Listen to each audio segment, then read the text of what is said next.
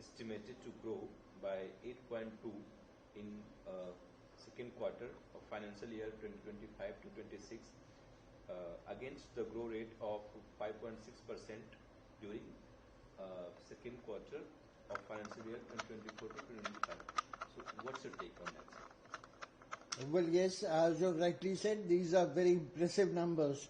Real GDP growth of 8.2% in Q2 has come in, and what is more striking is that these numbers have come in on top of a 7.8% growth in Q1, clearly suggesting important growth momentum.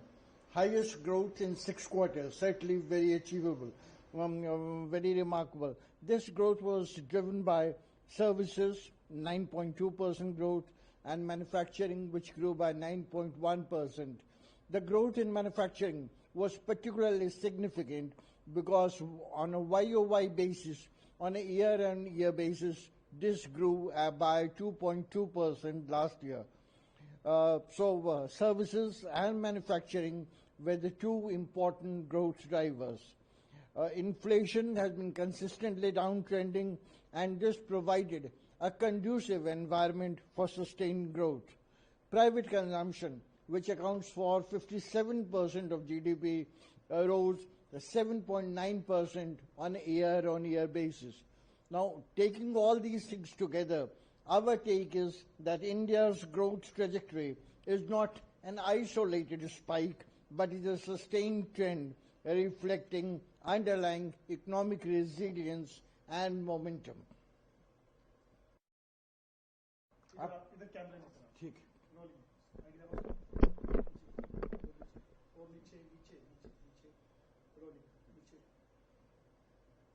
Sir, वित्त वर्ष 2025-26 में जो दूसरी तिमाही है उसका वास्तविक GDP growth है वो 8.2 की वृद्धि से वृद्धि होगी ऐसा अनुमान लगाया गया है, जबकि वित्त वर्ष 2024-25 की जो दूसरी तिमाही की वृद्धि है 5.6 है।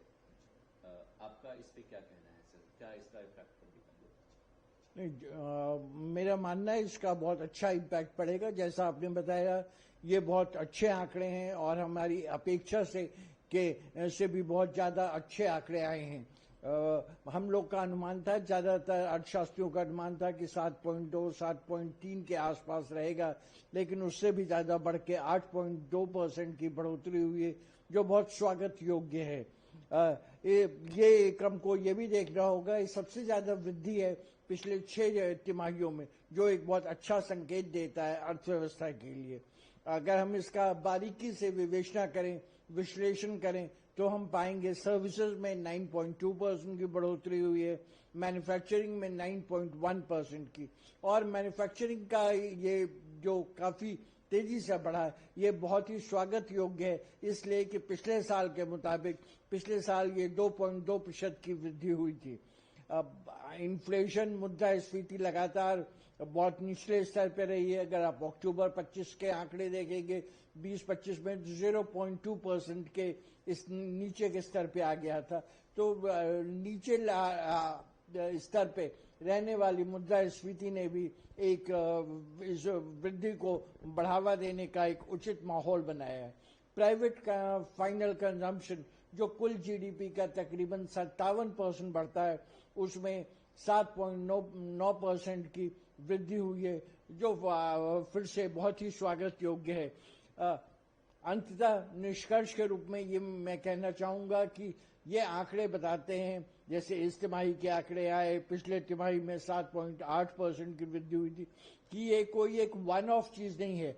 हम एक लगातार सतत विकास के पथ पर अग्रसर हैं, और ये आर्थिक विकास की दशा और दिशा को उचित रूप से दर्शाता है कि हमें, हमारी अर्थव्यवस्था में काफ़ी फ्लेक्सिबिलिटी है, रेजिलियंस है, मोमेंटम है, और इस तरह का एक तेजी से बढ़ता हुआ भारत विश्व में अपनी स्थिति को और मजबूत करेगा।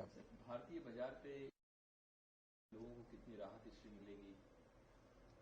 भारतीय बाजार में अगर आप देखें तो अभी कुछ हाल में बहुत सारी घटनाएं हुई। जीएसटी में बहुत ही अच्छी कटौती हुई थी, 4 स्लैब से 3 स्लैब, बहुत सारी चीजों को नीचे के स्लैब में लाया गया। उसके अलावा प्रत्यक्ष कर के दरों में, इनकम टैक्स रेट्स में काफी अच्छी कटौती हुई थी। तो इन चीजों की वजह से अगर आप दिवाली के समय का देखें तो उस दिवाली के समय में तकरीबन 6.5 लाख करोड़ की खरीदारी हुई, जो बहुत एक अनप्रेसिडेंटेड था, अप्रत्याशित था। तो इन सब चीजों को हमें देखते हुए लगता है कि इन्फ्लेशन में कमी हुई है, लगातार जीएसटी में बहुत रिलीफ मिला है, इनकम टैक्स की दरों में रिलीफ मिला है। इन सब चीजों से आम आदमी को काफी कुछ राहत मिली है।